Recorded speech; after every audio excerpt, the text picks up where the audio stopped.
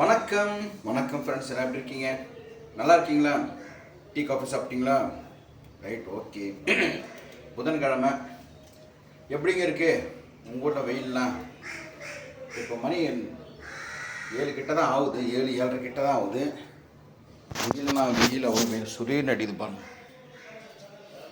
இன்னும் எந்திரிக்க லேட் ஆகிடுச்சு. அதான் தொண்டை கட்டின்னு இருக்கு, சுரீர்னு அடிக்குது காலையிலேயே. தொண்டை ஏன் கட்டின்னு இருக்குன்னா, நேற்று நானும் என் மருமகளும் வெளியே போயிட்டு வந்தோம்.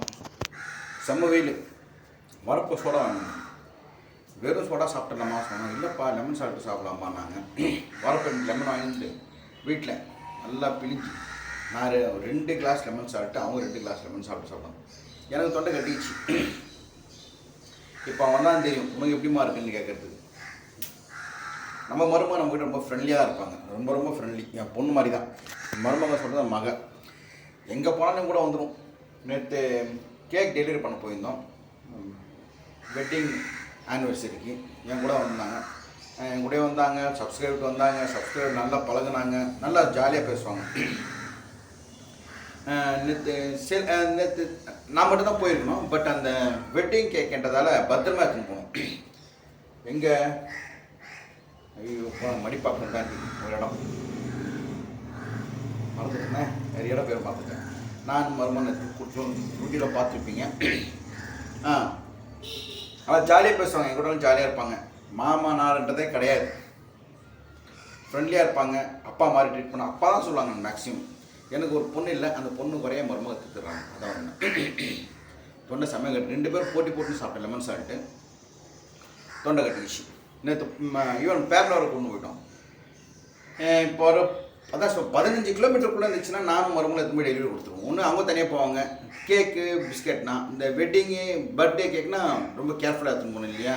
அதான் உஷாராக கையில் அப்படியே வச்சு எடுத்துன்னு போகணும். அதான் ஒரு இது, வேறு ஒன்றும் கிடையாது. அப்புறம் நேற்று ஒரு சிஸ்டர் நம்மகிட்ட பேசியிருந்தாங்க.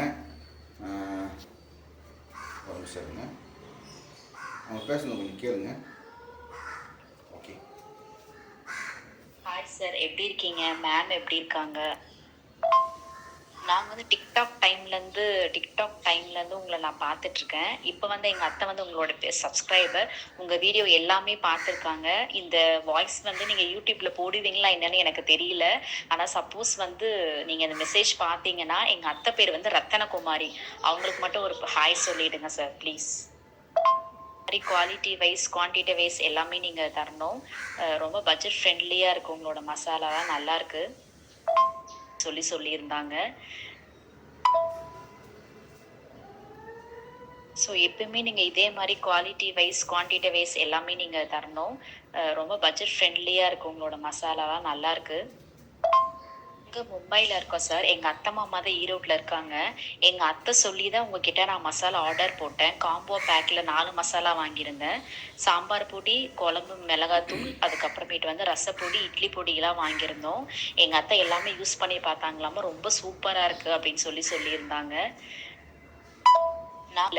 ஆனால் சப்போஸ் நீங்கள் இந்த மெசேஜ் பார்த்தீங்கன்னா, எங்கள் அத்தை பேர் ரத்தனகுமாரி. அவங்களுக்கு மட்டும் ஒரு ஹாய் சொல்லிடுங்க சார். ஓகே.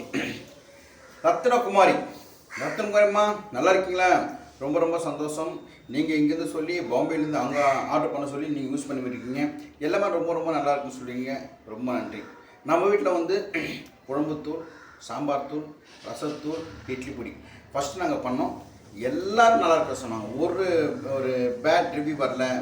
இந்த இட்லி பொடி உப்பு ஜாஸ்தி, உப்பு கம்மி இருக்கு, காரம் எதுவுமே சொல்லலை.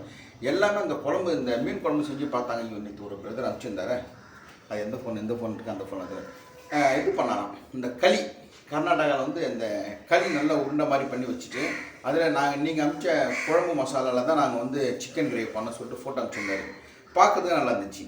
நான் சொன்னேன் இட்லியோட நல்லாயிருக்கும், தோசையோட நல்லாயிருக்கும், சாப்பாடு நல்லாயிருக்கும், தொக்கு கிரேவி செஞ்சான்னு பார்த்தா சூப்பராக களி செஞ்சு அதில் சிக்கன் வச்சுருந்தாரு. களி நான் ஒரு தடவை 2 தடவை தான் செஞ்சுருக்கேன். எங்கள் அப்பா வேணும்னு சொல்லி நானே வீட்டில் செஞ்சுருக்கேன். நம்மள அவ்வளோ தெரியாது. அந்த நான் செஞ்சு கோதுமை களி செஞ்சு எங்கள் அப்பா அவ்வளோ விரும்பி சாப்பிட்டாரு. கோதுமை களிக்கு மட்டன் குழம்பு நடுவில் கோதுமை களி வச்சுருவாங்க. நல்லா கலக்கி கலக்கி கலக்கி கலக்கி நெய் ஊற்றி கலக்கி வச்சுட்டு மேலே வந்து மட்டன் குழம்பு ஊற்றேன். அவர் மட்டும் வாங்கி வர மாட்டான், ஃபுல்லாக மட்டன் குழம்பு ஃபுல்லாக வச்சு வேறு லெவலில் சாப்பிடுவார். அப்படி ஃபேன் ஆஃப் பண்ணுவார். ஃபேன் ஆஃப் சாப்பிட்டு நடந்து போவார், வழியார போயினே போவார். களி நல்லா வேலை செய்யும். அவர் என்னன்னா கேட்டனோ நல்லா வாங்கி கொடுத்தாரு. நேற்று அதே மாதிரி தான் நன்மங்கலம் தான் போயிட்டு வந்தேன். அந்த அம்மா அவ்வளோ நல்லா பேசுனாங்க. உங்கள் தம்பி எனக்கு பிடிக்கும், உங்கள் அப்பாவுக்கு நீங்கள் வந்து எடுத்துன்னு வந்து கொடுக்கறத பார்த்தா நான் சாப்பிட்ற மாதிரி இருக்கும் சொன்னாங்க. அந்த அளவுக்கு. ஏன்னா எல்லாருக்கும் என்ன பிடிச்சிருக்குன்னா, என் தம்பிக்கு நான் எவ்வளோ பண்ணியிருக்கேன் இல்லையா, அதெல்லாம் பார்த்துருக்கீங்க. இருந்தாலும் எங்கள் அப்பா இறந்துட்டாரு. இருந்தாலும் எங்கள் அப்பாவுக்கு பண்ணதை இன்னமும் நிறைய பேர் ஞாபகம் வச்சுன்னு சொல்லிட்டு இருக்காங்க. அது கடமை. சின்ன வயசு நம்மளுக்கு அவங்க ஊட்டியிருக்காங்க, கூட்டு போயிருக்காங்க, கூப்பிட்டு வந்திருக்காங்க. அது பெரியவனாலும் அவங்க குழந்தையிடம் நம்ம பெரியவனாயிடும். அது அப்படியே மாறும். நான் பண்ணேன். அது ஒரு இதுக்கு தான் எல்லாம் நமக்கு பிடிச்சிருக்கு. என் தம்பி பிடிச்சிருக்கு, எங்கள் அப்பாவை பிடிச்சிருக்கு, எங்கள் ஃபேமிலி பிடிச்சிருக்கு. எங்கள் ஒய்ஃபை எங்கள் அப்பாவை நல்லா பார்த்துருந்தாங்க. ஓகே. இந்த சிஸ்டர் என்ன சொன்னாங்கன்னா,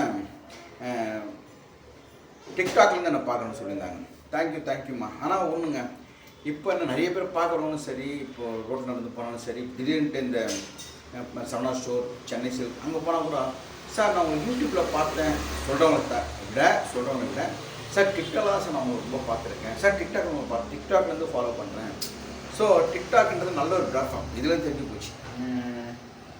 அந்த கொஞ்சம் ஃபேம் கூட டிக்டாக் வந்து பேன் பண்ணிட்டாங்க. ஒருவேளை அது பேன் பண்ணாமல் இருந்தால் இன்னும் நிறைய வீடியோ நான் போட்டிருப்பேன். எப்படின்னா அதிலே கிட்டத்தட்ட இந்த வீடியோஸ் எல்லாம் இன்னும் இந்தியாவை தவிர மலேசியா, சிங்கப்பூர் அங்கெல்லாம் டிக்டாக் இருக்குது. அங்கே இருக்கிறவங்க சுரேஷ் பாபு 250 போட்டு பாருங்கள்.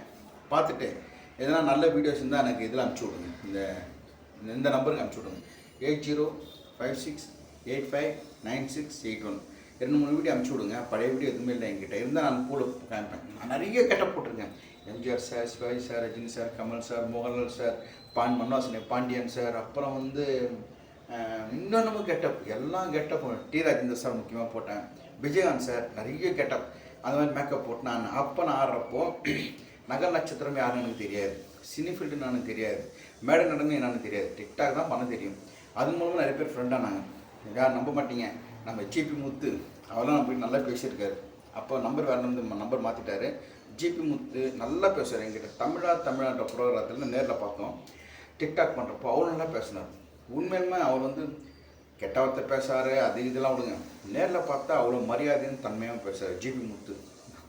இந்த வீடியோ அவர் பார்க்குறாரே தெரியல. அதாவது ஜிபி முத்து சார் எப்படி இருக்கீங்க, நல்லா இருக்கீங்களா? நல்ல மனிதர், அசிங்கமாக பேசுவார், அது விடுங்க அந்த லெட்டர்ஸ் எல்லாம். ஆனால் அவ்வளோ ஒரு மரியாதை ஜிபி முத்து. அப்புறம் வந்து இந்த பேர் மறந்துட்டேன், இந்த பிரச்சனைலாம் மாட்டினாங்க, எல்லோரும் என்கிட்ட பேசியிருக்காங்க, பேர் மறந்துட்டேன். அப்போ டிக்டாக்ல இருப்பா எல்லாம் ஃப்ரெண்டானாங்க. அப்புறம் டிக்டாக் பேன் அப்புறம் அப்படியே விட்டு போச்சு. இல்லைங்க அசிங்கமாக பண்ணுவாங்களே. திருச்சி செல்வியா, திருச்சி சாதனை அவங்க, அப்புறம் வந்து ரவுடி பேபி சூர்யா, அவங்களாம் என்கிட்ட பேசியிருக்காங்க ஸ்டார்டிங்கில். அப்புறம் பேசுறதில்லை, அதெல்லாம் போச்சு. நான் இப்போ டிக்டாக் பேன் ஆகணும்னா எல்லாம் போச்சு. டிக்டாக்ல ஃபேமஸ் ஆன நிறைய பேர். அதில் வந்து டிக்டாக் முடிஞ்சோடனே சரி என்னடா முடிஞ்சிச்சு சொல்லிட்டு தான் நான் யூடியூப் வந்து ஸ்டார்ட் பண்ணேன். அது வந்து இவ்வளோ தொலைவில் நிற்கிது. நிறைய பேர் அப்படியே விட்டுட்டாங்க. அந்த டிக்டாக் போச்சு. நான் வந்து டிக்டாக் பைத்தியம் கூட சொல்லலாம். எனி டைம் எதோ ஒன்று பண்ணிட்டு இருக்கேன்.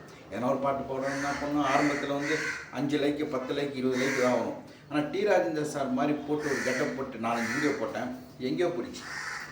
அப்புறம் இவ்வளோ பேர் நம்ம ரசிக்கிறாங்க சொல்லிட்டு அதன் மூலம் தான் சினிமாவுக்கு போனேன். டம்மி ஜோக்கர்ன்ற படத்தில் நடிக்க போனேன். அந்த படம் ரிலீஸே ஆகலை, ஆயிரம் தான் வந்திருக்கேன். சூப்பராக இருக்கும். சரி ஓகே, நான் தொண்ணு பேசிட்டு இருக்கேன். இன்னும் கொஞ்சம் பாரிஸ் போன வேலைலாம் இருக்குது. இந்த ஸ்டிக்கர், இந்த குழம்பு தூள் சாம்பார் தூள் இருக்குது இல்லையா, அந்த ஸ்டிக்கர்லாம் காலி ஆகிடுச்சு. போய் ஸ்டிக்கர் வாங்கிட்டு வந்தேன். தம்பி கீழே போய் குறிப்பாட்டு அது வாங்கிட்டு வந்து கரெக்டாக இருக்கும். யூஸ் பண்ணாதவங்க இந்த குழம்புத்தூள் வந்து இந்த வீடியோ பார்த்துட்டு நிறைய யூஸ் பண்ணாமல் வந்திருப்பீங்க. யூஸ் பண்ணி பார்த்துட்டு எப்படின்னு சொல்லுவோம், ஓகேங்களா? குழம்புத்தூள், அந்த குழம்புத்தூள், சாம்பார் தூள், ரசத்தூள், இட்லி பொடி, இது வந்து ஃபஸ்ட்டு. அதுக்கப்புறம் தான் இந்த மிளகுத்தூள், மஞ்சள் தூள், தனியாத்தூள், கரம் மசாலா பண்ணணும்.